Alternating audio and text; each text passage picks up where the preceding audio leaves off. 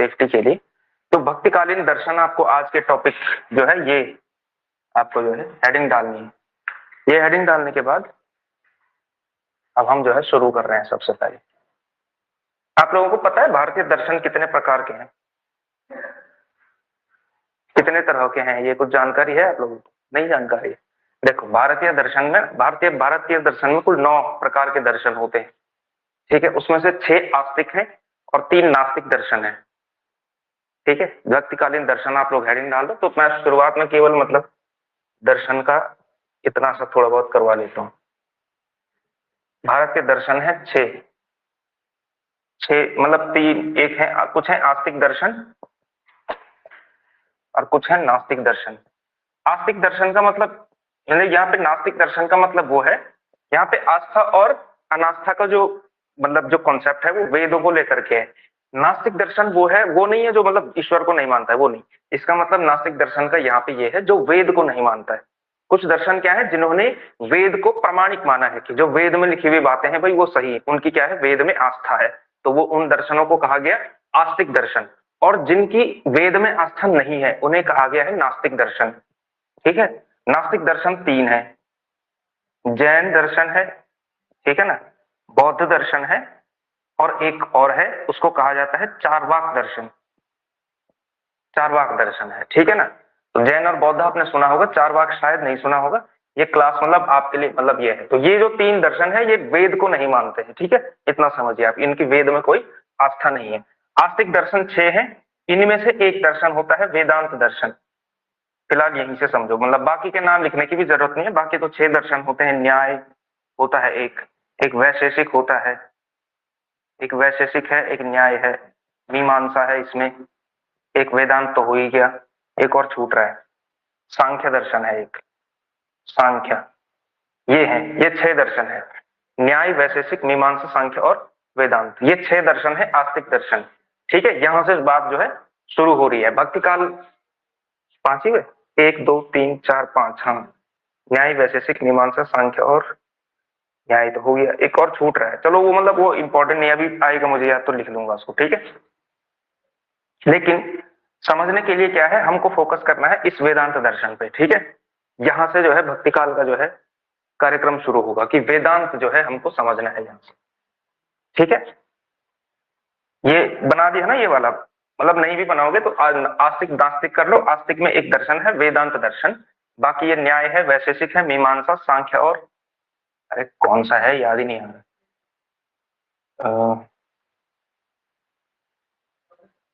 अभी आएगा याद तो करूंगा, ठीक है। तो इसमें से ध्यान देना है आपको वेदांत पर, ठीक है। वेदांत का मतलब दरअसल क्या है, पहले आते हैं हम वेदांत पे। इसी के हिस्से ही है सब, ठीक है ना, विशिष्ट अद्वैत वगैरह वगैरह, इसी में सब आता है वेदांत। वेदांत दर्शन का मोटा मोटा मतलब आप ऐसा समझिए, वेदांत दर्शन वो दर्शन है जो उपनिषद में जो है विश्वास करता है, ये आप मान के चलो, है ना। होता क्या है, देखो वेद है, सबसे पहले वेद लिखे गए, 4 वेद लिखे गए, ऋग्वेद, यजुर्वेद, अथर्ववेद और सामवेद, ये 4 वेद लिखे गए। उसके बाद जो है हमारी परंपरा में आरण्यक भी आते हैं, ब्रह्मसूत्र भी आते हैं, उसके बाद उपनिषद आते हैं, ठीक है ना। तो ये वो दर्शन है वेदांत दर्शन, मतलब हल्के हल्के में ऐसा समझिए जो उपनिषद में बिलीव करता है, ठीक है, जो उपनिषद को आधार मान करके चलता है। उपनिषद है, कठोपनिषद है और बहुत सारे उपनिषद है इसमें, उपनिषद है, ठीक है ना। तो वेदांत है। वेदांत दर्शन के हम कह सकते हैं 3 हिस्से, यानी वेदांत दर्शन की क्या है, 3 हिस्से हैं, 3 हिस्से हुए हैं अकाल में जाकर के, ठीक है। उपनिषदों से मतलब कोई कुछ डिराइव करता है, कोई कुछ डिराइव करता है। बहुत सारे उपनिषद है ना, 108 के आसपास शायद उपनिषद माने जाते हैं, बहुत सारे उपनिषद है। 108 तो शायद पुराण है, मतलब उपनिषदों की भी ठीक ठाक संख्या होती है, ठीक है। तो वेदांत है, तो इसमें जो है 3 हिस्से हैं वेदांत के। एक तो होता है भाई अद्वैतवाद, अद्वैतवाद एक होता है अद्वैतवाद, ठीक है। ये अद्वैतवाद वो है, वही शंकराचार्य वाला जो है, यहीं से सारा जो है कार्यक्रम शुरू होगा। एक तो है अद्वैतवाद, ठीक है। उसके बाद इन लोगों को जिन्होंने अद्वैतवाद के विरोध में बात कही है उसको कहते हैं वैष्णव वेदांत, वैष्णव वेदांत, अद्वैतवाद, वैष्णव वेदांत, और एक तीसरा हिस्सा है जिसको कहा जाता है नव्य वेदांत। ठीक है, ये तीन शब्द आपको वेदांत के संबंध में सबसे पहले याद रखने। एक है अद्वैतवाद जिसको हम अभी समझेंगे, ठीक है, अद्वैतवाद को अभी मतलब कॉन्सेप्चुअली समझेंगे। वैष्णव वेदांत का मोटा मोटा मतलब आप ये समझिए, इसके नीचे से यही के मतलब यहां पर आप लिख सकते हैं कि विष्णु को ब्रह्म मानने वाले, विष्णु को ब्रह्म मानने वाले, ठीक है, ये वाले जो वेदांती हैं वे वैष्णव वेदांती कहे जाते हैं। विष्णु से निकला हुआ है ना, जो विष्णु को ब्रह्म मानते हैं, जिन्होंने विष्णु को जो है परम ब्रह्म की संज्ञा दी है, उसके आधार पर सब कुछ लिखा है, उन्हें कहा जाता है वैष्णव वेदांती। और ये नव्य वेदांती क्या है? नव्य वेदांत, आप लोग इस चीज को समझो, नव्य वेदांत, नव्य मतलब जो नवीन वेदांत है। हुआ क्या कि जब भारत जब गुलाम हुआ अंग्रेजों का, उसके बाद क्या हुआ, एक जागरण की, पुनर्जागरण की जो है एक हमारे यहाँ एक लहर चली, ठीक है, राजा राम मोहन राय, इस समय के लोगों ने। तो उस टाइम पे लोगों ने क्या किया कि जनता को जो है जगाना शुरू किया, है कि नहीं? एक जो है एक वैचारिक तरीके से जो है वो एक जागरण की जो है अवस्था समाज में पैदा हुई। तो 19वीं और 20वीं सदी में, 19वीं और 20वीं सदी में कुछ जो है विचारक हुए, उन्होंने क्या किया, इस वेदांत की जो है, इस वेदांत की इस समय के हिसाब से, आधुनिक समय के हिसाब से जो है वेदांत की व्याख्या करी। 19वीं और 20वीं सदी में कुछ विचारक ऐसे हुए इस जागरण की अवस्था में, जिन्होंने उस समय के हिसाब से वेदांत की व्याख्या करी, उपनिषद की व्याख्या करी कि आज के टाइम पे ये कैसे एप्लीकेबल है, इस तरह से व्याख्या करी। ठीक है, नव्य वेदांतियों में दो चार नाम आपको ध्यान रख सकते हैं आप। एक है महात्मा गांधी, महात्मा गांधी जो है नव्य वेदांती है, ठीक है। विवेकानंद इसमें एक है, विवेकानंद, ठीक है। विनोबा भावे एक नाम आते हैं, विनोबा भावे, सुना है विनोबा भावे का नाम? सुना ही होगा, मतलब सुना तो होगा कम से कम, विवेकानंद का तो सुना ही होगा, है ना। विवेकानंद है, विनोबा भावे हैं। इसके अलावा एक और नाम कौन हो सकता है? श्री अरविंद का नाम सुना आप लोगों ने? अरविंद घोष का नाम, हाँ, तो वो भी क्या है, नव्य वेदांती है। नव्य वेदांती का मतलब कौन लोग, जिन्होंने ये आधुनिक समय के हिसाब से 19वीं और 20वीं सदी के हिसाब से जो है वेदांत की व्याख्या करी, उन्हें कहा जाता है नव्य वेदांती। और सबसे बड़े नव्य वेदांती विवेकानंद और अरविंद को माना जाता है, अगर हम जो है आध्यात्मिक सेंस में देखें। और जनता तक सबसे ज्यादा अगर किसी ने वेदांत को समझाया है, पहुंचाया है, तो वो थे उस समय के सबसे बड़े नेता महात्मा गांधी। ठीक है, विनोबा भावे का भी एक ठीक ठाक नाम चलता है। ठीक है, तिलक का भी नाम इसमें आता है, इन्होंने गीता रहस्य लिखा है। ठीक है, यानी कि गीता को, वेदांत को, मतलब भागवत को, ठीक है, राम की कहानियों को अब उस समय के हिसाब से ढाल देना, उस समय के हिसाब से उसकी व्याख्या करना, इन लोगों ने ये काम किया ताकि क्या है, जनता में एक जागरूकता पैदा हो और ये भाव पैदा हो कि भाई हमारा जो दर्शन है, हमारी जो परंपरा है वो श्रेष्ठ है। ठीक है ना, तो ये इन लोगों ने किया। विष्णु को अब ये वैष्णव वेदांतों में तो हमको समझना ही है, विशिष्टाद्वैतवाद वगैरह वगैरह वो लोग सब, ठीक है। और अद्वैतवाद क्या है? अद्वैतवादी तो एक ही है, वैसे तो बहुत हुए हैं, लेकिन अद्वैतवाद में एक ही आप नाम लिखिए जिन्होंने इसका प्रवर्तन किया, शंकराचार्य, आदि गुरु शंकराचार्य। और इसमें वो सारे नाम जो आपने जो है बाकियों में पढ़े हैं, वल्लभाचार्य, वल्लभाचार्य हो गए, मध्वाचार्य हो गए, मध्वाचार्य, वल्लभाचार्य, मध्वाचार्य, निम्बार्काचार्य और रामानुजाचार्य,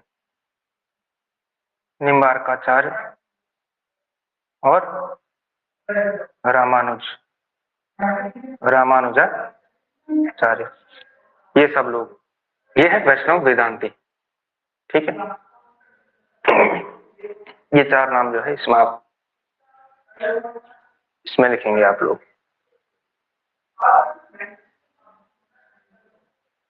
ठीक है, फिर हम जो है प्रत्येक चीज को समझते हैं, अद्वैतवाद को समझेंगे कि अद्वैतवाद ये है क्या। फिर इसी अद्वैतवाद के एक तरह से विरोध में, ठीक है, इसकी जो है काट में जो है ये सारे वैष्णव वेदांत का जन्म हुआ। और ये सारे वैष्णव वेदांत, ये सारा ये सब बना, तो फिर उसके अनुसार फिर नव्य वेदांतियों ने तो फिर नए उपनिषद की और गीता वगैरह की इन्होंने अपने टाइम के हिसाब से व्याख्या की। ठीक है, तो ये है भाई बात। अच्छा, जो भारत का जो सबसे सुपरहिट दर्शन है ना, खासकर मतलब खासकर क्या हिंदुओं में मतलब हिंदुओं का आज के समय के हिंदुओं का जो है मूल फिलॉसफी क्या है, अगर कोई दर्शन माना जाए कि वो सबसे ज्यादा किस दर्शन को मानते हैं। ठीक है, जो आपके भीतर भी हिंदू धर्म की अवधारणा भरी हुई होगी ना, कि जो है ईश्वर हैं वो अवतार लेते हैं, ये सारी अवधारणाएं हैं। 10 अवतार हैं, ठीक है, अवतार लेते हैं। गीता में कहा गया है कि कर्म का जो है फल मिलता है, कर्म सिद्धांत गीता का उसको कहा जाता है, कर्मण्येवाधिकारस्ते वाली जो अवधारणा है, ये सारी बातें क्या है हम लोग मानते हैं। पुनर्जन्म मानते हैं, ठीक है। आत्मा को क्या मानते हैं कि आत्मा क्या है हमारी, जो है आत्मा जो है केवल जो है जैसे जिस तरह से हम कपड़े बदलते हैं उसी तरह से आत्मा जो है बदलती रहती है। नैनम छिंदंति शस्त्राणी नैनम दहति पावक, ये आत्मा की अवधारणा है। ये सारी जो बातें कही गई हैं ये सारी वेदांत से आती है। ये सारा वेदांत इन चीजों को मानता है। आत्मा लोग को लेकर के हर दर्शन की जो है अलग अलग कॉन्सेप्ट होते हैं। आत्मा को लेकर के हर किसी का अपना ही कॉन्सेप्ट है, ठीक है। जैसे वेदांत क्या है, आत्मा को लेकर के इस तरह का कॉन्सेप्ट मानता है कि क्या है, आत्मा केवल शरीर बदलती रहती है, अनश्वर है कि नहीं है, उसको कभी नष्ट नहीं किया जा सकता है। उसी जैन लोगों की एक मतलब एक खास तरीके की है। जैन लोगों की अप्रोच क्या है, आत्मा कैसी है, आत्मा ऐसी होती है कि अगर वो हाथी के अंदर प्रवेश कर जाए तो हाथी का आकार ले लेती है, ठीक है। अगर वो चींटी के अंदर प्रवेश कर जाए तो चींटी का आकार ले लेती है। किसी ने कहा है कि एक कोई दर्शन मानता है कि जो आत्मा है वो एक परमाणु की तरह है, बहुत छोटा परमाणु, देखते हैं परमाणु देखा भी नहीं जा सकता, उतना छोटी होती है आत्मा। तो इस तरह के कॉन्सेप्ट हैं। तो जैसे जैन लोगों की ये वाली अप्रोच है, ठीक है। इसका मतलब अगर कोई मोटा हो रहा है तो मतलब उसकी आत्मा बड़ी हो रही है, ठीक है। मतलब एक लॉजिक दे सकते हैं कि इसका मतलब तो ये हुआ, अगर कोई जो है हाथी के अंदर है तो हाथी या इस तरह का है ना। कोई जिम जा रहा है तो मतलब उसकी आत्मा धीरे धीरे सूख रही है, वो पतला हो रहा है। तो मतलब आत्मा को लेकर के इस तरह के लॉजिक हैं और उसके खंडन भी लोग ठीक ठाक तरीके से करते हैं। तो ये समझ गए आप लोग, है कि नहीं है। मोटे तौर पर इतना समझ में अभी तक कोई दिमाग खराब करने वाली बात नहीं हुई है, अभी फ्लैट फ्लैट चल रहा है। अब समझेंगे हम जब अद्वैतवाद लिखा जाएगा यहाँ पर, और अद्वैतवाद पे 5 मिनट चर्चा होगी। उसके बाद मुझे ना यहाँ हर 5 मिनट में आप लोगों की तबीयत पूछनी पड़ेगी कि स्वास्थ्य ठीक है या नहीं है,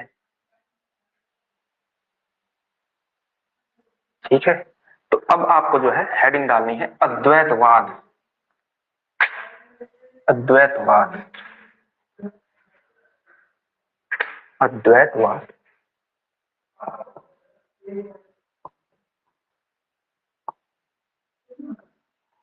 अद्वैतवाद, ठीक है। एक होता है अद्वैतवाद।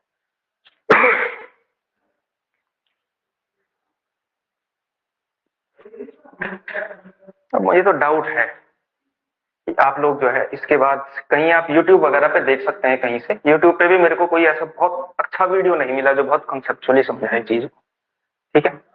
कि ये सारा अद्वैत वगैरह वगैरह वो काफी मतलब डीप चला जाता है, मतलब जो एक सामान्य विद्यार्थी को समझ में आ जाए इस तरह का वीडियो आज तक यूट्यूब के इतिहास में मैंने नहीं देखा। कहीं कहीं होगा छुपा हुआ, कम व्यूज होंगे उस पर तो बात अलग है, वरना नहीं मिला है। और उसके बाद प्रोफेसर लोग तो आपको यूनिवर्सिटी में पढ़ाने से रहे, तो इस भ्रम में वो तो खैर आपने बोला ही कि मॉडल पेपर से जो है आपसे परीक्षाएं पास कराई जाती हैं, तो कहाँ अद्वैतवाद के वो चक्कर में पढ़ेंगे, ठीक है।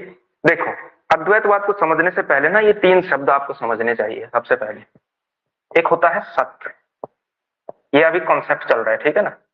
एक होता है असत्य, एक होता है मिथ्या। ये 3 शब्द है। ये कॉन्सेप्ट, ये मतलब ये कहीं सुना आप लोगों ने कि वो क्या है, ब्रह्म सत्य है, जगत मिथ्या है, ठीक है। और क्या क्या है जो भी है, प्राणियों में सद्भाव ना हो वाला वाला जो है, जो शंकराचार्य के मठों में चलता है, हर बार चलता है, ठीक है। तो ये ब्रह्म सत्य है, जगत मिथ्या है, ये वाली जो बातें हैं ना, ये सब यहीं से निकली हैं बातें, ठीक है। अभी समझते हैं कि सत्य क्या है, असत्य क्या है, मिथ्या क्या है। देखो, सत्य क्या है, सत्य वो चीज होती है जो हर परिस्थिति में जो है, जिसका हर परिस्थिति में जो है, जो हर परिस्थिति में प्रमाणिक रहे, जो कभी बदल ही नहीं सकती है, उसको कहा जाता है सत्य, ठीक है। हर परिस्थिति में, हर कंडीशन में, स्पेस बदल दो, टाइम बदल दो, कुछ भी बदल दो, वो कभी चेंज नहीं होगा, वो हमेशा वैसा का वैसा रहेगा, उसे कहा जाता है सत्य, ठीक है ना। सत्य यानी जो क्या है, जिसका कभी खंडन ना हो, कभी क्या हो, कभी खंडन नहीं हो, यानी जो हमेशा एक जैसी जो बात रहे। जैसे क्या, फॉर एग्जाम्पल हम कह सकते हैं, चलो थोड़ा बहुत गणित के एग्जाम्पल दे देते हैं, ठीक है ना। जैसे ये आपने पढ़ा 9th क्लास में, त्रिभुज के तीनों अंतःकोणों का योग क्या होता है, 180 होता है, ठीक है। ये जब मतलब ये वाली जो बात है ना, ये है एकदम सत्य बात, इसका कहीं भी खंडन हो ही नहीं सकता है।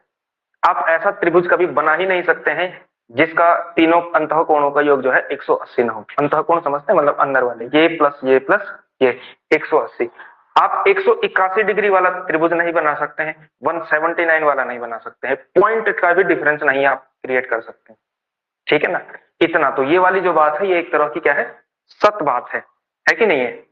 असत्य बात क्या होती है, असत क्या होता है, असत वो होता है जो मतलब कभी सच होता ही नहीं है, जो कभी सत्य होगा ही नहीं, और असत का कोई एग्जाम्पल भी नहीं होता है। एग्जाम्पल कैसे देंगे आप, मतलब जो चीज होती ही नहीं है, जिसकी कल्पना ही नहीं की जा सकती, जिसका इमेज ही नहीं बनाया जा सकता, यानी असत बात वो होगी जिसकी कल्पना ही नहीं की जा सकती है, अनइमेजिनेबल है, वो है ही नहीं, कहीं है ही नहीं। तो उस एग्जाम्पल क्या है, जो कुछ नहीं है, जो कहीं नहीं है, जो है ही नहीं, उसका एग्जाम्पल क्या हुआ। मतलब थोड़ा बहुत जैसे एक बना सकते हैं हम लोग कि जैसे त्रिभुजाकार आयत या त्रिभुजाकार वृत्त, ऐसा कुछ बन सकता है कभी, मतलब ये एक एब्सर्ड सी बात है, तो बना के दिखाओ आप लोग इमेज, त्रिभुजाकार वृत्त, वृत्त तो ऐसा होता है कि नहीं है, उसकी एक परिधि होती है इस तरह की, और त्रिभुजाकार ऐसा होता है। तो त्रिभुजाकार वृत्त जैसा कुछ है, कुछ इमेज है, कुछ नहीं, मतलब एक समझने के लिए मैं बात कह रहा हूँ, ठीक है, वरना इन्होंने त्रिभुज वगैरह से नहीं समझा, इन्होंने बहुत मतलब खतरनाक तरीके से समझाया। तो ये बात क्या है, असत है, ठीक है, यानी कि जो कभी जो है, जो कभी सत्य ना हो, सत्य ना हो, इसका मतलब जो क्या है, हमेशा खंडित है, जिसका हमेशा, जिसको हमेशा खारिज किया जाए, जिसका हमेशा खंडन हो, हमेशा खंडन, ये आप लिख सकते हैं, हमेशा खंडन, ठीक है। एक होता है जिसका क्या है, हमेशा से ही खंडन हो रहा है, और एक चीज होती है भाई मिथ्या। मिथ्या क्या है, मिथ्या वो है कि जो कभी तो सत्य है, ठीक है, किसी परिस्थिति में वो सत्य है, किसी परिस्थिति में वो क्या है, सच है, ठीक है, और किसी परिस्थिति में वो क्या है, झूठ है, किसी परिस्थिति में वो असत्य है, तो वो होता है मिथ्या, कि कभी वो सच है, कभी क्या है, झूठ है। मिथ्या क्या है, यानी कि जो कभी किसी परिस्थिति में सत्य है, किसी परिस्थिति में असत्य है। जैसे अभी मैं सपने का एग्जाम्पल दूंगा इसको, मिथ्या यानी कि मिथ्या क्या है, कभी सत्य और कभी खंडित, वो चीज होती है मिथ्या। कभी सत्य है और कभी क्या है, खंडित है, वो चीज होती है मिथ्या। मतलब मिथ्या का एग्जाम्पल हम दे सकते हैं कैसे, एक सपने से समझते हैं। जैसे सपना क्या होता है, सपना एक तरह की मिथ्या होता है।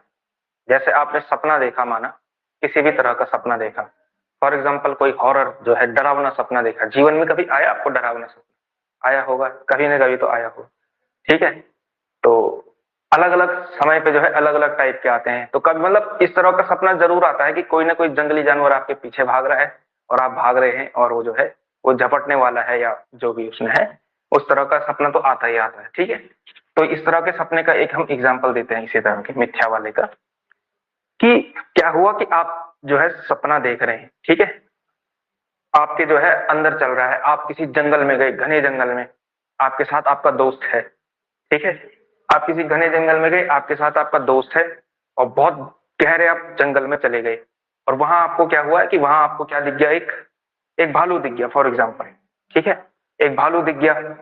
अब भालू दिख गया, भालू आपके पीछे पड़ गया, ठीक है, और आपका दोस्त भी भाग रहे हैं और आप भी भाग रहे हैं। वो धीरे धीरे ऐसे भागा, आपका दोस्त जो है पेड़ पे चढ़ गया, आप चढ़ नहीं पाए, और वो भालू जैसे ही आपके जो है ऊपर चढ़ा, ठीक है, जैसे ही उसने आपके ऊपर झपटा मारा, वैसे ही आपकी नींद खुल गई, ठीक है। सर्दियों के भी दिन होंगे, तभी भी पसीना आएगा कि नहीं आएगा, दिल की धड़कनें बढ़ी हुई होंगी कि नहीं बढ़ी हुई होंगी, और होगा कि हे भगवान शुक्र है सपना था, अगर मैं उठता नहीं टाइम पे तो भालू तो खा ही जाता आज, इस तरह के भाव आते हैं, ठीक है। हुआ क्या है कि जब तक सपने में आप थे, आप भी सत्य थे, आपका दोस्त भी सत्य था, सच था कि नहीं था, जंगल भी सत्य था, ठीक है, भालू भी सत्य था, वो झपट भी सच में रहा था, जब तक वो सत्य था।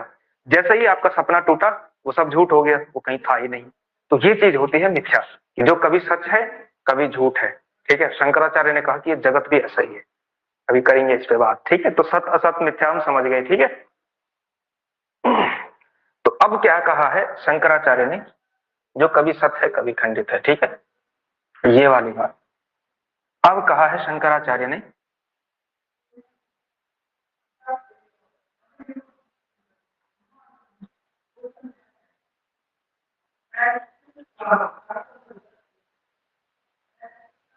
सत्य तो कहा है भाई शंकराचार्य ने कि सत्य केवल एक ही है, जिसको उन्होंने पारमार्थिक सत्य कहा है। और इन्होंने कहा है कि ब्रह्म ब्रह्म जो है सत्य है, केवल ब्रह्म है जो सत्य है, ठीक है। ब्रह्म है जो है वो कभी खंडित नहीं है, मतलब वो केवल हमेशा हर परिस्थिति में जो है वो मौजूद है, वो है, उसका कभी खंडन हो ही नहीं सकता है, ठीक है। वो होता है भाई ब्रह्म, ठीक है। असत तो कुछ होता ही नहीं है, असत की कल्पना ही नहीं है, तो इसको आप छोड़ दो। समझना यही है, मिथ्या में समझना है। मिथ्या पे उन्होंने कहा कि भाई मिथ्या होती हैं आपकी दो तरह की, एक होती है व्यावहारिक, एक होती है प्रतिभासी। मिथ्याएं दो तरह की हैं, एक है व्यावहारिक मिथ्याएं, एक होती है प्रतिभासी। व्यावहारिक मिथ्याएं कौन कौन सी हैं, इसी में आप आगे से लिखेंगे, ठीक है। ये उनको दिखेगा नहीं ना ऑनलाइन उनको, इसलिए मैं यहाँ लिखा। व्यावहारिक मिथ्याएं होती हैं तीन, एक है जीव, जीव भी मिथ्या, जगत भी मिथ्या, और ईश्वर भी मिथ्या। घंटी बज गई दिमाग की कि ब्रह्म ही तो ईश्वर है, तो ब्रह्म सत्य ईश्वर मिथ्या कैसे, अभी आएंगे इस पर भी, ठीक। बहुत खतरनाक है ये, बहुत मतलब दिमाग घुमाने वाली चीज है, ठीक है। प्रतिभासी, उन्होंने कहा प्रतिभासी मिथ्याएं दो होती हैं, एक होता है स्वप्न, एक होता है भ्रम। भ्रम समझते हैं आप, इल्यूजन। भ्रम क्या होता है, भ्रम और संदेह में क्या फर्क है। देखो भ्रम क्या होता है, संदेह क्या होता है, जैसे फॉर एग्जांपल शाम का टाइम है, ठीक है, आपने रस्सी देखी, आपके मन में माना हो सकता है संदेह उठे, ये सांप है या रस्सी है। जब आपके मन में दो चीजें हैं तो वो संदेह है, ठीक है। लेकिन भ्रम क्या है, था तो थी तो वो रस्सी, लेकिन आपने समझ लिया सांप और आप उछल करके भागे। तो आपने क्या था, थी वो एक्स चीज, लेकिन आपने समझा वाई, ठीक है, और गलत समझा उसको, वो था नहीं जो दरअसल आपने समझा, तो वो क्या होता है भ्रम। तो उन्होंने कहा कि प्रतिभासी जो होता है स्वप्न और भ्रम। सपना मैंने समझा दिया आपको किस तरह से अच्छा है, और भ्रम जो है इस तरह से। भ्रम क्या है, तब तक तो सच लग ही रहा है ना, जब तक वो क्लियर नहीं हुआ कि ये तो रस्सी थी, ठीक है। जब तक कोई हंसा नहीं, आप अरे देखो भाई, अरे वो रस्सी है, क्यों आप है कि नहीं। तो इस तरह की बात है। अब शंकराचार्य ने बात क्या बोली, ओ भाई साहब, अरे ऑनलाइन वालों देख रहे हो आप, ये भी मिथ्या है जो हुआ है, ठीक है, ये भी सच नहीं है।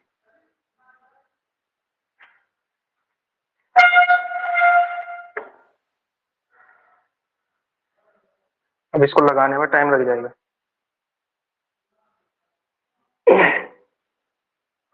चलो चलो, लग गया, ठीक है।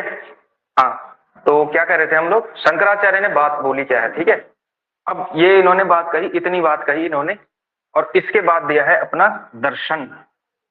चलो इसको लिख ही लेते हैं यार, ब्रह्म तो लिखना, यहीं पे समझाते हैं हम चीजों को। इन्होंने क्या बोला, इन्होंने बोला है कि ब्रह्म के जो है तीन गुण हैं, सतोगुण,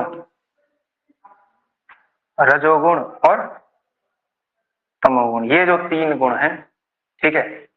ब्रह्म का क्या है, ब्रह्म के सामने अगर कोई प्रतिबिंब, मतलब इस तरह से जो है शीशा रख दिया, मतलब मैं शीशे के एग्जांपल से समझा रहा हूं, उन्होंने समझाया कैसे, शीशा रख दिया इन्होंने, ठीक है, ब्रह्म के सामने। ब्रह्म के इस गुण की, जब सतोगुण की जो है लाइट पड़ी इस शीशे पे, सतोगुण की क्या पड़ी, मतलब सतोगुण की लाइट पड़ी, तो ये जो आभास बना, ये ईश्वर है। तो आप इसमें पहला पॉइंट लिखेंगे, थोड़ा लिख करके लिखेंगे, ये कर दिया ना आप लोगों ने, ये बना दिया इस तरह से। अब पहला पॉइंट लिखेंगे आप कि ईश्वर ब्रह्म का आभास मात्र है, ईश्वर क्या है? ब्रह्म का आभास मात्र है। ईश्वर जो है ब्रह्म का आभास है, समझ रहे हैं आप? मतलब शीशा रख दिया, उसके सतोगुण की जो रेस पड़ी, वहां जो इमेज बनी वो है ईश्वर। यानी ईश्वर भी क्या है? मिथ्या है। अब एक चीज और समझो आप, जैसे जो आप दर्पण के सामने जब खड़े होते हैं, तो दर्पण के सामने जब खड़े होते हैं तो उसके आपके यहाँ पे भी एक इमेज बनी, वो भी आप हैं, है कि नहीं है? लेकिन वो भी तभी तक वहां रहेगा जब तक आप उसके सामने हैं, दर्पण के सामने। जैसे ही आप हटे वो भी खत्म हो जाता है कि नहीं है? तो वो भी एक तरह की क्या है? मिथ्याई वाली बात है। तो ईश्वर उन्होंने कहा कि ब्रह्म का प्रतिभास है, ब्रह्म की छाया है भाई ईश्वर। ईश्वर सत्य नहीं है, ईश्वर भी क्या है? मिथ्या इसी सेंस में है कि वो क्या है? सत्य। ईश्वर क्या है? उसकी छाया है। ठीक है। अब उन्होंने बोला क्या है, जिस तरह से जब हम लोग जो है सपना देखते हैं, जब ये व्यवहारिक, जब जीव क्या है जिस तरह से सपना देखता है, सपना देखते समय उसको जो है सपने में हो रही चीजें सत्य लगती हैं, ठीक है, लेकिन जैसे ही सपना टूटा वो सब झूठ हो जाता है, वो मिथ्या वाली बात है, सपना और भ्रम। तो ऐसा भी हो सकता है। उन्होंने कहा कि ईश्वर क्या है? सपना देख रहा है इस जगत का। अगला पॉइंट लिखेंगे आप, ये कर दिया, ठीक है, ये लिख लिया ना, ईश्वर, ईश्वर ब्रह्म का प्रतिभास है, ठीक है, यह आभास मात्र है। अगला पॉइंट लिखेंगे आप इसमें, ईश्वर जगत का स्वप्न देख रहा है। ईश्वर जगत का स्वप्न देख रहा है, मतलब लेवल समझ रहे हैं आप? कि ब्रह्म भी नहीं देख रहा है सपना, ब्रह्म की छाया है ईश्वर, और वो छाया देख रही है जगत का सपना, ठीक है। उसके अंदर जगत है, उसके अंदर जीव है, उसके अंदर जो है ईश्वर को सपना हो रहा है कि मैं आपको पढ़ा रहा हूं, ठीक है, आप पढ़ने की एक्टिंग कर रहे हैं, ये सब, ठीक है। एक्टिंग नहीं कर रहे हैं, पढ़ रहे हैं मतलब। तो ये सारी बातें, ये इन्होंने इस तरह से बोला, ठीक है। और ईश्वर क्या कर रहा है? इसका सपना देख रहा है, ठीक। उन्होंने क्या बोला, जिस तरह से ये प्रतिभासी मिथ्या से हम उभर करके व्यवहारिक जगत में आते हैं कि नहीं आते हैं? जब सपना देखते हैं, इसमें लिखेंगे, अगला पॉइंट लिखेंगे आप, जिस प्रकार जीव, जिस प्रकार जीव, जिस प्रकार जीव स्वप्न या भ्रम से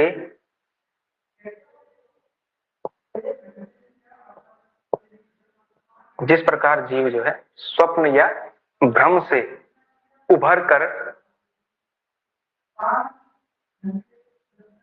व्यावहारिक व्यावहारिक व्यावहारिक मिथ्या में व्यावहारिक मिथ्या में आता है।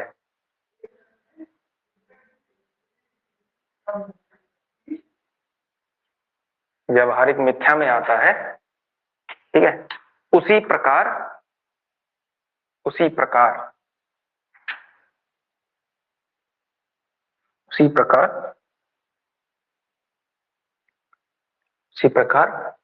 कोई साधक व्यावहारिक मिथ्या, उसी प्रकार कोई साधक व्यावहारिक मिथ्या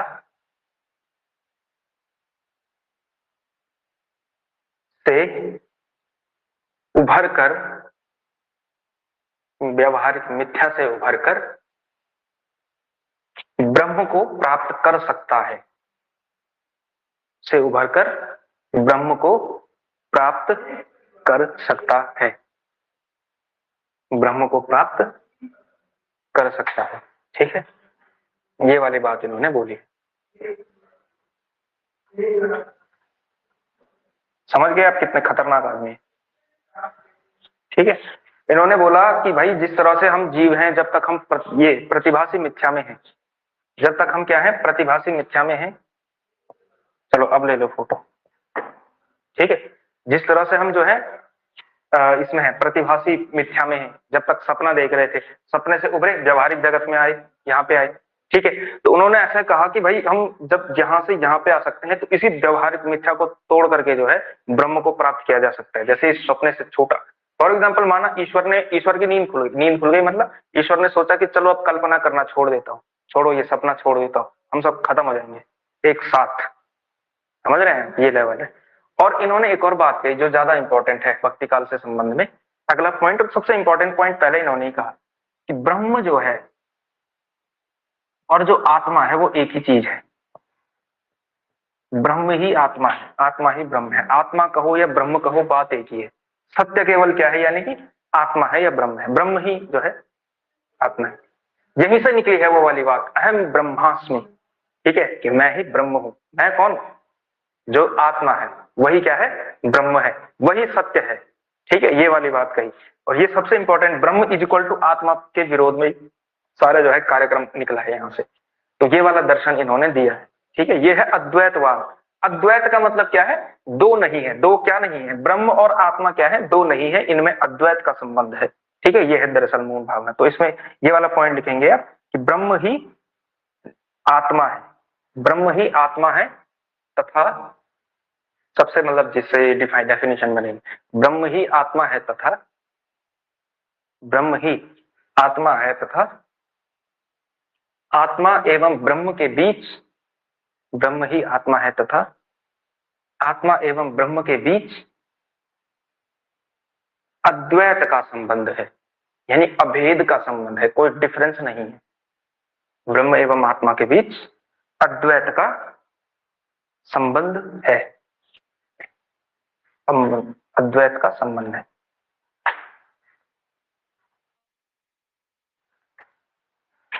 ठीक है, देखा 35 मिनट तो जो है अद्वैत में ही चलेगी, बाकी छोटी छोटी चीजें हैं इसके बाद। ठीक है, बात नहीं वैष्णव वेदांतों पे। इन्होंने वैष्णव वेदांत क्या है, अद्वैतवाद समझ गया, वैष्णव वेदांतों पर आएंगे। ये वैष्णव वेदांतों ने बोला क्या है, विशिष्टाद्वैतवाद। इसके बाद आया वैष्णव वेदांतियों में विशिष्टाद्वैतवाद, और जो इसके आचार्य थे वो मैं आपको लिखा चुका हूं, रामानुजाचार्य।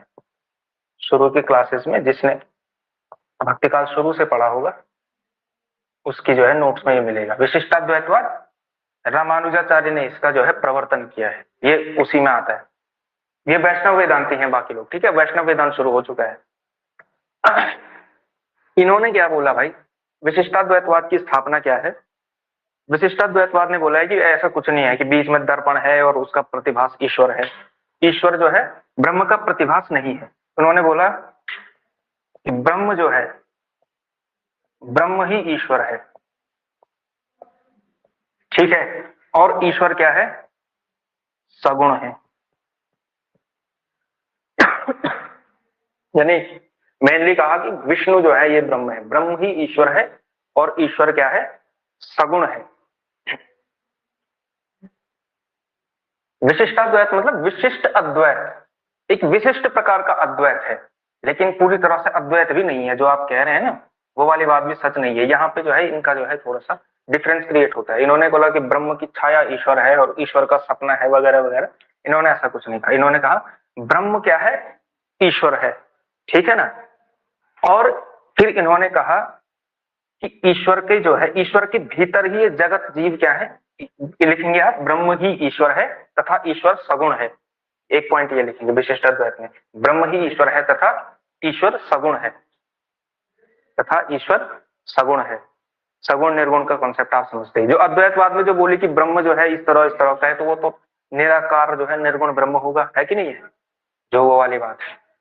ठीक, तो ब्रह्म जो है ईश्वर है और ईश्वर क्या है? सगुण है। इसके बाद अगली पॉइंट जो है इन्होंने बोली है, इन्होंने बोला कि ईश्वर के अंग है। इसके बाद लिखेंगे जगत एवं जीव ईश्वर के ईश्वर के ईश्वर के भेद हैं, यानी ईश्वर के भेद हैं। मतलब ऐसा ईश्वर के अंग हैं, कह सकते हैं अंग हैं, यानी ये ईश्वर के भीतर है भाई। ये वाली जो बात है, इस सेंस में जो है अद्वैत है। यानी कि क्या है, इन्होंने बोला इस तरह का है, जैसे आप समझ सकते हैं कि इसका मतलब ईश्वर में और जगत जीव में संबंध किस तरह का है, ईश्वर में और जगत में संबंध कैसा है, ईश्वर या जीव में संबंध किस तरह का है, वो है आपका मतलब वैसा ही संबंध है जैसे आप में और आपके पैर के अंगूठे में है, वही संबंध है। वहां तो उन्होंने एकदम सपना दिखा दिया कि वो सपने में है, वो कहीं है ही नहीं, रिलेशन ही नहीं है ब्रह्म का जो है जीव से, वो तो अलग ही चीज है। इन्होंने बोला कि ईश्वर का मतलब ईश्वर का रिलेशन आप वैसा ही समझो इसमें, ये इसके अंग या भेद इस तरह के जैसे आप हैं, यानी आप फॉर एग्जाम्पल ये एक पूरी बॉडी है, ये एक ईश्वर है, ठीक है। तो जीव क्या है इसका, जब पैर का अंगूठा जो है एक ये है, जीव हो गया, ये वाला रिलेशन है इसके अंदर, ठीक है। तो यानी कि क्या है, जगत एवं जीव ईश्वर के अंग हैं या अंग या भेद हैं, ठीक है, ईश्वर के जो है भेद है।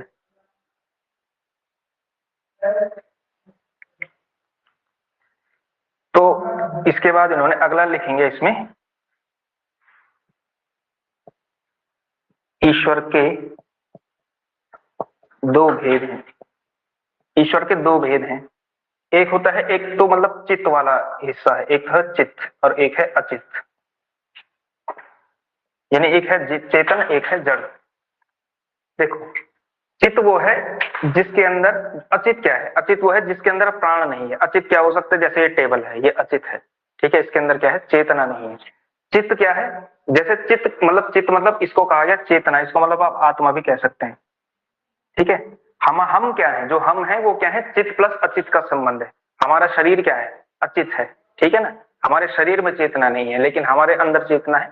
तो हम जो उससे अचित प्लस चित्त करके जो बना, वो जो हम क्या है, वो हम चित्त प्लस अचित, ये दो हिस्सा है, ठीक है। ये वाला जो इन्होंने बात की, तो विशिष्टाद्वैतवाद आप ये इस तरह से समझ गए होंगे, ठीक है। अगला पॉइंट इन्होंने कहा, यानी कि ब्रह्म तक पहुंचने का मार्ग भक्ति मार्ग है।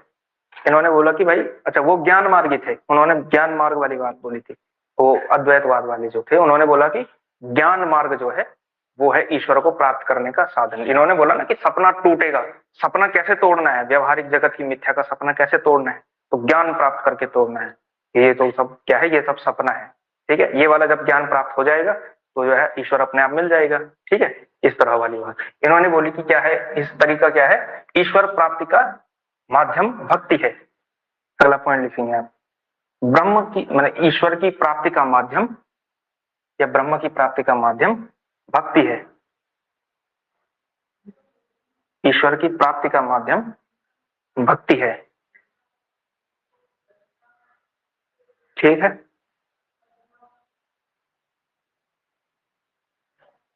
इन्होंने बोला कि भक्ति करो भाई, डिफरेंस समझ रहे हैं ना आप, अप्रोच में क्या क्या अंतर है, कितना अंतर है, ठीक है।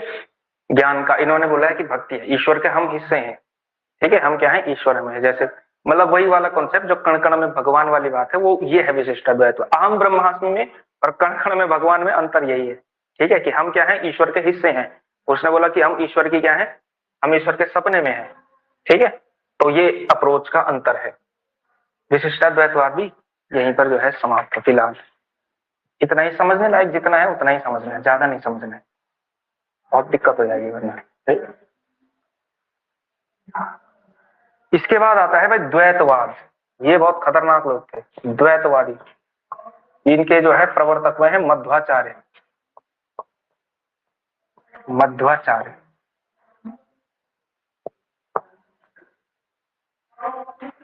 विशिष्टाद्वैत भी ना एक तरह का अद्वैत का भाव है, कुछ कुछ पॉइंट पे जो है उन्होंने डिसएग्री किया हुआ है। विशिष्टाद्वैतवाद लिखते, द्वैतवाद लिखते मध्वाचार्य, ठीक है। जैसे विशिष्टाद्वैतवाद भी एक तरह का अद्वैत तो है ही, कहीं ना कहीं जो अगर हम जो है ईश्वर के हिस्से हैं तो हम में क्या रिलेशन क्या है, एक तरह का अद्वैत है हमें, मतलब उतना अंतर नहीं है कि बहुत ज्यादा अंतर। और जो उन्होंने कहा कि आत्मा ही ब्रह्म है, उन्होंने तो एक ही कर लिया, ठीक है। और जो चित्त और अचित कर लिया कि चित्त क्या है, ईश्वर का ही अंग है भाई एक तरह का, तो वो भी क्या है, एक तरह का अद्वैत तो है ही, हम उसी में शामिल है कहीं ना कहीं। द्वैतवाद जो है एकदम विपरीत धारणा चलती है। द्वैतवाद जो मध्वाचार्य की धारणा है, इन्होंने बोला कि ईश्वर तथा जीव में जड़ तथा जीव में, जड़ व जीव में, और यहां तक कि एवं जीव में द्वैत का संबंध है, यानी पूरी तरह से अलग है। द्वैत का इन्होंने तो बोला ही नहीं ऐसा कुछ कि एक ही है, उन्होंने बोला अलग है भाई। ईश्वर और जीव में तो द्वैत है ही, यानी ईश्वर अलग है, जीव अलग है पूरी तरह से। जड़ मतलब समझते हैं आप, मतलब जो निर्जीव चीजें हैं, जो जड़ है, जिसमें मतलब वो नहीं है, तो जड़ एवं जीव में भी डिफरेंस। उन्होंने बोला यहाँ पे भी अंतर नहीं है, नहीं यहाँ पे भी मतलब पूरी पूरी अंतर है। और यहाँ तक कि जीव और जीव में, यानी कि मुझ में और आप में इतना यहाँ पर भी क्या है, अंतर है। यहाँ पर भी एक जैसे नहीं है हम लोग, जैसे कि आत्मा एक ही है, हमारी तुम्हारी आत्मा एक जैसी, ऐसा भी नहीं है, उसमें भी क्या है, अंतर है। ठीक है, उन्होंने ऐसा बोला है। द्वैतवाद यह है कि ईश्वर और जीव में, जड़ और जीव में, और यहाँ पे भी क्या है, अंतर है। द्वैतवाद इन्होंने ये स्थापना करी, ये सबसे अलग है द्वैतवाद। बाकी लोग कहीं ना कहीं अद्वैत का रिलेशन दिखाई देते हैं कि जीव जो है इस तरह से संबंधित है ईश्वर से, लेकिन जो है द्वैतवाद में जो है एकदम अलग अलग कर दिया है। ईश्वर तथा जीव में, जड़ एवं जीव में तथा जीव एवं जीव में द्वैत का संबंध है, यानी कि बहुत बहुत अंतर है इसमें। ठीक है, जीव और जीव में भी अंतर है। ठीक है, कि आपका ईश्वर से जो संबंध होगा वो मेरे से अलग होगा एकदम। ठीक है, आपकी ईश्वर पर अलग कृपा, मेरे से अलग संबंध। ठीक है, इस इतना अंतर है हर किसी का, हर किसी के साथ अंतर है। ये जो धारणा बोली, ये बोली है द्वैतवादियों ने। मध्वाचार्य इसके प्रवर्तक हैं, और ये वाली बात है। ठीक है, इसके बाद आते हैं विशिष्टाद्वैत, हो गया, वो भी हो गया। 4 बच गए, मतलब एक और बच गया लास्ट, उसको कहा जाता है शुद्धाद्वैतवाद। और ये है, ये कृष्ण काव्य वालों का है, जहां से पूरी जो है रामायण शुरू हुई। शुद्धाद्वैतवाद, शुद्धाद्वैतवाद के प्रवर्तक कौन है, ये आपको बताया गया है। हाँ, वल्लभाचार्य। ठीक है, तो शुद्धाद्वैतवाद ऐसा करके डैश करके लिखेंगे आप, वल्लभाचार्य। ठीक है, प्रवर्तक भी साथ साथ में याद करते रहिए।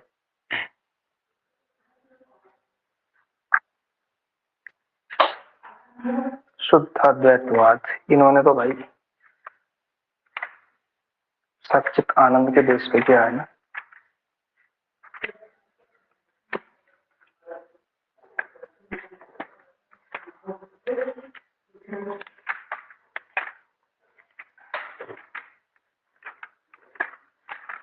ठीक है, इन्होंने जो है, शुद्धाद्वैतवादियों ने बोला क्या है, अब इन्होंने थोड़ा सा अलग तरीके से रिलेशन दिखाया वल्लभाचार्य वालों ने।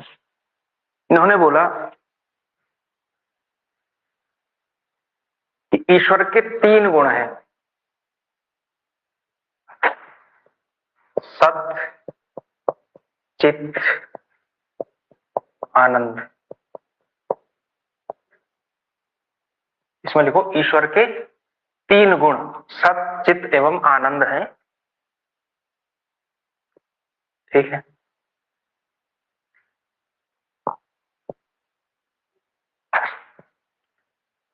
सत, चित एवं आनंद है। अगला लिखेंगे आप, जीव जो है सत एवं चित से बना है, सत एवं चित से बना है, सत एवं चित से बना है। सच्चिदानंद शब्द सुना है भाई आप लोगों ने, यही तो है सच्चित आनंद, सच्चिदानंद। ठीक है, तो ईश्वर क्या है, सच्चिदानंद है। जीव में क्या है, सत और चित है, लेकिन आनंद नहीं है। ठीक है, इसलिए वो ईश्वर नहीं है। ये डिफरेंस इन्होंने बोला। शुद्धाद्वैतवाद क्या है, आनंद की अनुपस्थिति की वजह से जीव क्या है, जीव है, ईश्वर नहीं हो पाया है। जिसके अंदर आनंद भी है वो क्या है, वो है ईश्वर, जीव। और जगत के अंदर क्या है, जो जड़ है, जीव, ऐसो जड़ कह सकते हैं आप लोग। यानी कि जड़ जो निर्जीव चीजें हैं वो केवल सत है, उनके अंदर तो चेतना भी नहीं है, उनके अंदर चित्त की भावना भी नहीं है, उनके अंदर क्या है, सत है। तो ये लिखिए आप, जीव में सत एवं चित है, चित गुण है, या जो भी कैसे कैसे लिखा हुआ है आपने, कोई लाइन लिखी हुई है इससे पहले, ये वाली जीव के लिए क्या लिखा हुआ है। हाँ, जीव क्या है, सत एवं चित्त से बना है, तथा जड़ में केवल सत का गुण है, यानी कि इसमें केवल ये केवल सत से बना है, इसके अंदर चेतना भी नहीं है, एवं सत एवं चित्त से बना है। इन्होंने बोली ये वाली बात। ठीक है, इस तरह से हो जाता है आपको कंप्लीशन। तो ये हो गई भाई आपके भक्तिकालीन 5 के 5 दर्शन। ठीक है, ये है आपका कॉन्सेप्ट, समझा हुआ। अब इसके बाद आपको करना है मेन काम, जो कि याद करने वाला काम है। ये सारी चीजें, रिलेशन, फंक्शन, तो क्या जीव का संबंध क्या होगा, इसके लिए आप देखो नव्य वेदांत में जो है उन्होंने इस तरह की कोई बात नहीं बोली। नव्य वेदांत दरअसल क्या है, नव्य वेदांत है, नव्य वेदांती 19वीं और 20वीं सदी के विचारक हुए जिन्होंने जो है एक तरह से जो है जागरण का काम किया, पुनर्जागरण का काम किया। विवेकानंद थे या उस तरह से, इन्होंने ये इसमें नहीं पढ़े कि जगत मिथ्या है कि सत्य है कि ये है क्या है। इन्होंने जो है जैसे इन्होंने क्या किया, उपनिषद उठाया, मानक कठोपनिषद उठाया, उसकी जो कहानियां हैं वो आज के समय के हिसाब से अप्लाई करके बताई। उस तो इस तरह से जैसे गीता उठाई उन्होंने, गीता ली, गीता क्या है, अब उसकी अलग अलग तरह की व्याख्याएं आप कर सकते हैं। ठीक है, विनोबा भावे ने अलग तरह की व्याख्या करी, तिलक ने उसकी अलग तरह से व्याख्या करी। तो आज के समय के हिसाब से गीता का एक्सप्लेनेशन कर दिया, गीता की व्याख्या करी। ठीक है, कि आज के समय के हिसाब से गीता किस तरह से प्रासंगिक है उसका एक एक उठा करके लिखना शुरू किया कि ये जो है आज के हिसाब से उसको एक्सप्लेन किया, वही किया है उन्होंने। ये इनका इनसे इससे रिलेशन नहीं है। ठीक है, तो वो मूल दार्शनिक नहीं है, उन्होंने मूलतः कुछ नहीं दिया। ठीक है, उन्होंने क्या किया, केवल जो है उसको एक्सप्लेन किया, इसलिए उनको नव्य वेदांती कहते हैं। ठीक है, तो अब लिखेंगे, अब एक टेबल बनानी है आप लोगों ने, थोड़ा सा बड़ी सी टेबल बनेगी। एक तरफ लिखा जाएगा ये सारे दर्शन, एक तरफ का आपको लिखना है अद्वैतवाद, विशिष्टाद्वैतवाद, ठीक है,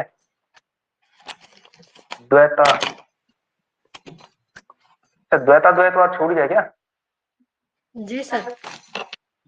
हाँ, द्वैताद्वैतवाद तो छूट ही गया। छूट गया सर। अच्छा, द्वैताद्वैतवाद छूट गया, टेबल बनाने से पहले द्वैताद्वैतवाद भी पढ़ने जरूरी। अरे ये तो पढ़ा ही नहीं है, ये तो सबसे इंपॉर्टेंट है, ये प्रलय वाला तो यही कहते हैं, द्वैताद्वैतवाद। द्वैतवाद इन्होंने क्या रिलेशन दिया जीव और जगत का बीच, इन्होंने बोला जीव एवं ईश्वर तत्वतः अभिन्न है, तत्वतः अभिन्न है। यानी कि अगर मतलब आप इनकी निर्मिति की दृष्टि से देखो तो एक ही बात है, यानी कि आत्मा और ब्रह्म वैसे तो एक ही बात है। ठीक है, तत्वतः अभिन्न है, लेकिन सांसारिक दृष्टि से क्या है, सांसारिक दृष्टि से, सांसारिक दृष्टि से भिन्न है, भिन्न है। और एक और बात लिखी कि जीव एवं ईश्वर के बीच, एवं ईश्वर के बीच माया का पर्दा है, माया का पर्दा है। ये वाली बात है, जीव और ईश्वर के बीच क्या है, माया का पर्दा है। ठीक है, और एक और पॉइंट इसमें अगला लिखेंगे, प्रलय के समय, प्रलय के समय दोनों एक हो जाते हैं, दोनों एक हो जाते हैं। प्रलय के टाइम पे जो है दोनों एक हो जाते हैं, ये भी बोला इन्होंने। बाप रे, ये वाली बात है। ठीक है, द्वैताद्वैतवाद जो है थोड़ी सी अलग अप्रोच रखता है। मतलब इन्होंने बोला कि वैसे तो आत्मा और ब्रह्म दोनों एक ही बात है, ठीक है, लेकिन क्या है कि जब सांसारिक दृष्टि है, जो कि इन्होंने जो है ईश्वर ने क्या किया, जब इस संसार को बना रखा है तो अपने बीच और जीव के बीच क्या है, एक माया का पर्दा किया हुआ है, अपनी माया से रचना की हुई है इस सबकी, तो उस माया का पर्दा है। लेकिन जब प्रलय हो जाएगी तो ये माया का पर्दा हट जाएगा और ईश्वर और जीव जो है एक हो जाएंगे। ईश्वर जो जीव है वो ईश्वर में ही क्या हो जाएगा, समाहित हो जाएगा। ठीक है, अच्छा, शुद्धाद्वैतवाद में ना एक और बात उन्होंने बोली, जैसे मतलब शुद्धाद्वैतवाद में लिखनी ऊपर, शुद्धाद्वैतवाद में उन्होंने कहा,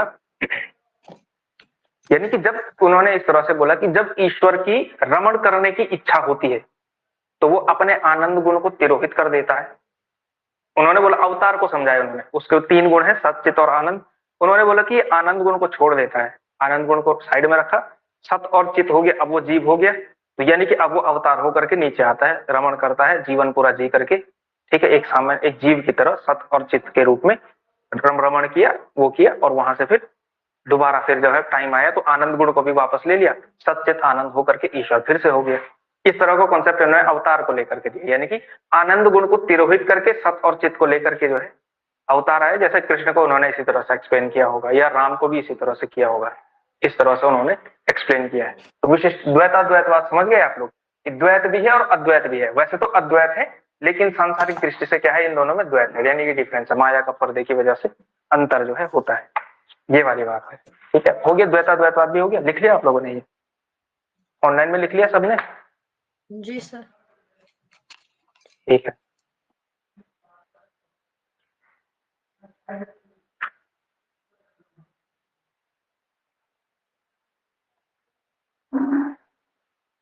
अब बनानी है वो टेबल जो मैं कह रहा हूँ, टेबल जरूरी है।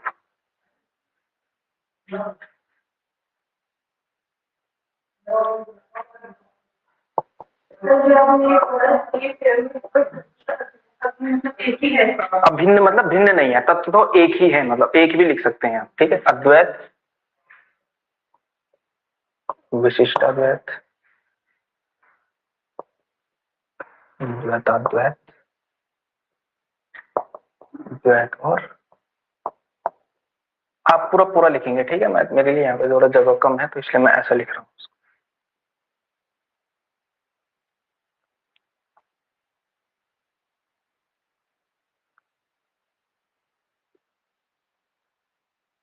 इस तरह से एक टेबल करके,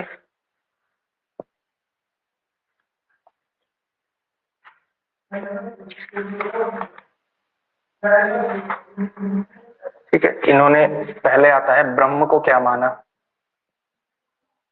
ठीक है, ब्रह्म को क्या माना, फिर जगत को क्या माना, फिर जगत को क्या माना, फिर ब्रह्म और जीव का संबंध क्या है, ब्रह्म जीव का संबंध क्या है, ब्रह्म जीव का संबंध क्या है, फिर उपासना पद्धति यानी कि ईश्वर को प्राप्त करने का माध्यम, ब्रह्म प्राप्ति का माध्यम, ब्रह्म प्राप्ति का माध्यम। ठीक है,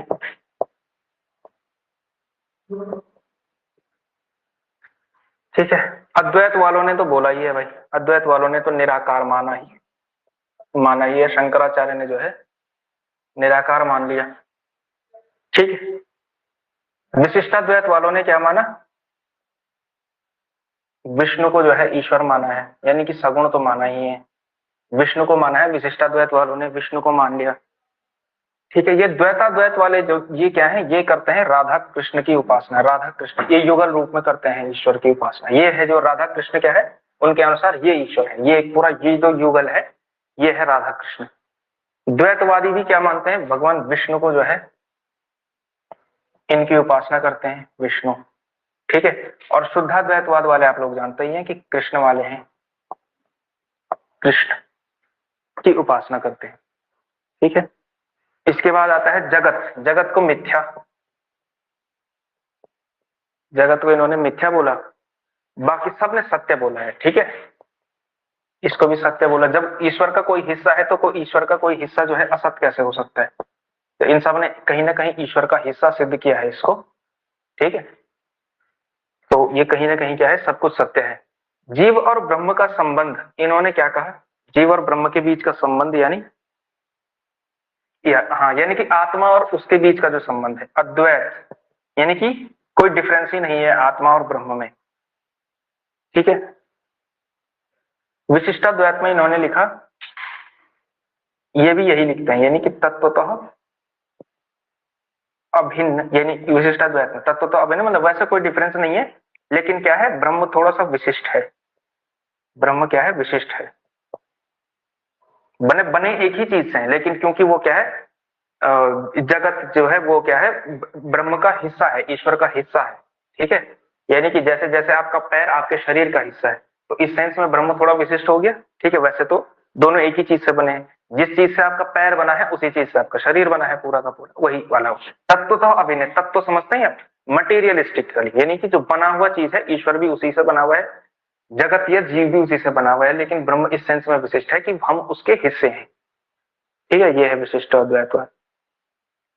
द्वैताद्वैतवाद वाला मैंने कहा है कि सांसारिक सांसारिक सांसारिक दृष्टि से भिन्न तत्व,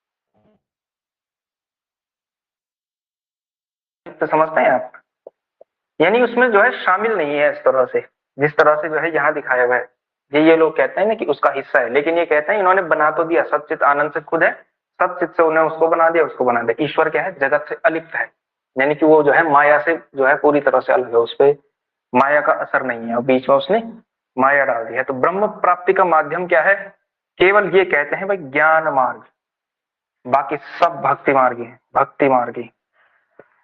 ठीक है, ये भी अब क्योंकि ये राधा कृष्ण की करते हैं तो युगल उपासना है, युगलोपासना,